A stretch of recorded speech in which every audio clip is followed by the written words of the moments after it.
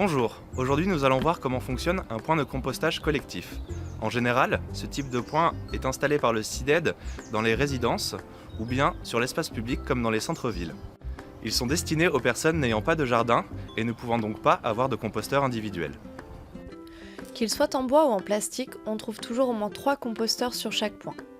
Le premier sert de réserve de matière sèche.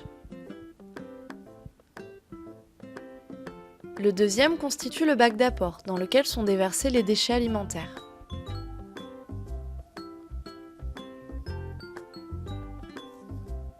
Une fois que ce bac d'apport est plein, on transvase la matière dans le troisième bac, qu'on appelle le bac de maturation, pour que les déchets finissent leur transformation en compost.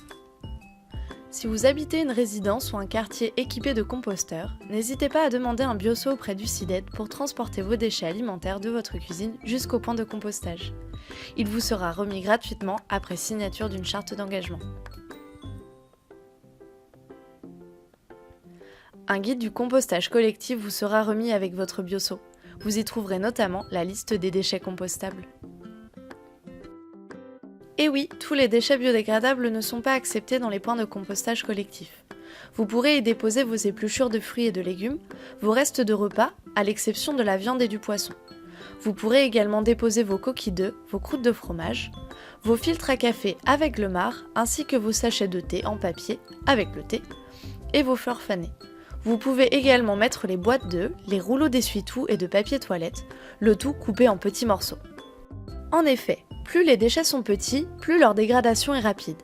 Il est donc recommandé de ne pas déposer de fruits ou de légumes entiers et de couper les déchets les plus durs, comme les trognons de chou, les têtes d'ananas, le pain dur ou les tiges de rose. De même, il est conseillé d'émietter les coquilles d'œufs. En revanche, vous ne devez pas déposer dans les composteurs collectifs de la viande ou du poisson, des os ou des arêtes, de la litière et des excréments d'animaux. On bannira aussi le plastique, les couches ou encore les mégots de cigarettes. Si vous souhaitez protéger votre bioseau, utilisez une feuille de journal ou un sac en papier. Évitez par contre les sacs dits biodégradables ou compostables, car ceux-ci ne sont pas constitués de 100% de matière végétale, ils contiennent également du plastique. Lorsque vous vous rendez au point de compostage, vous trouverez dans le bac numéro 1 du broyat de branches mis à votre disposition qui vous servira à recouvrir les biodéchets que vous aurez déposés dans le composteur. La quantité de broyat devra être la même que la quantité de biodéchets déposés.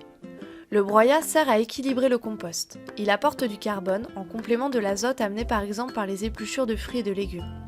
Il absorbe aussi l'excès d'humidité.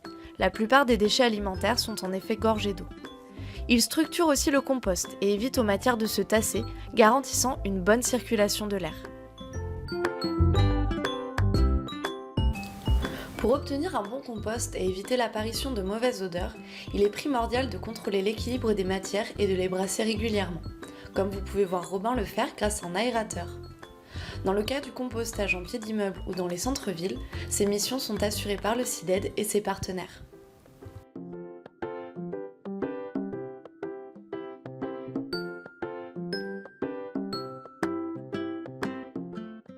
Lorsque le compost sera arrivé à maturité, il sera mis à votre disposition dans un bac prévu à cet effet et signalé par ce panneau.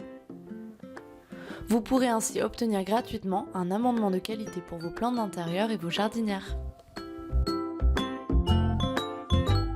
Composter vous permettra aussi de réduire le volume de vos ordures ménagères, ce qui diminuera l'impact écologique et économique de la collecte et l'incinération de vos déchets. Maintenant que vous savez tout sur le compostage collectif, c'est à vous de jouer.